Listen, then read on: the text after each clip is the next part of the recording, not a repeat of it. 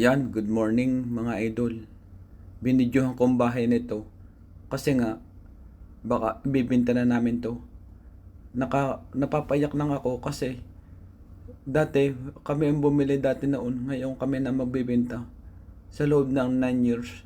Yan pininturahan ko to, binarnisan ko tong hagdanan Tapos yung mga wall pininturahan ko yan, buhay na buhay ang pintura Nakakayak naman na ibibenta ko na rin to. Nahihinayang ako na ibenta kasi nga nasanay na rin ako. Maliit lang ito pero tama lang sa amin tatlo. Yan Ang ganda na yan mga idol Pininturahan ko yan Ito yung parnis namin. Yan parnis. Yan parnis to. Yan Yan ang parnis namin. Yan Yan yung rep. At saka yung kitchen. Yan yung oven, microwave. Yan. Yan yan yung talis na yan. Yan kinabit lang ng asawa ko yan. Yan. Tsaka yung tingnan ang ganda ng ilaw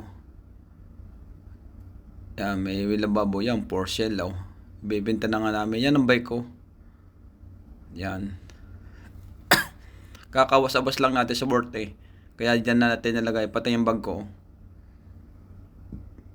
Yan. Ito yung namin yung salas Yan ang terrace. Yan maliit lang ang terrace. Puno ng gamit. Yan namin stock.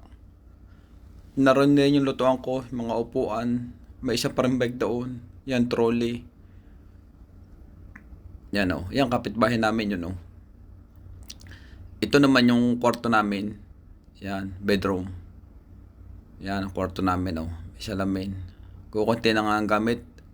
Yan may laptop Kukunti na ang gamit kasi yung gamit inilagay namin doon sa sa storage. Yan closet.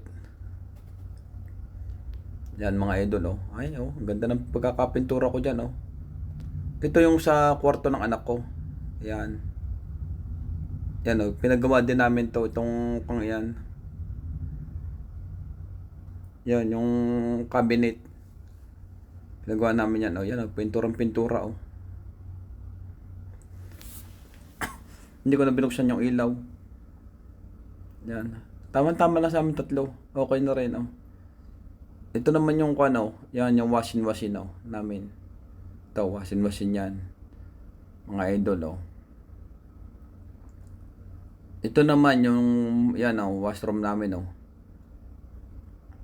Yan. Ito lang may gamit kasi yung iba dinala nga namin sa storage.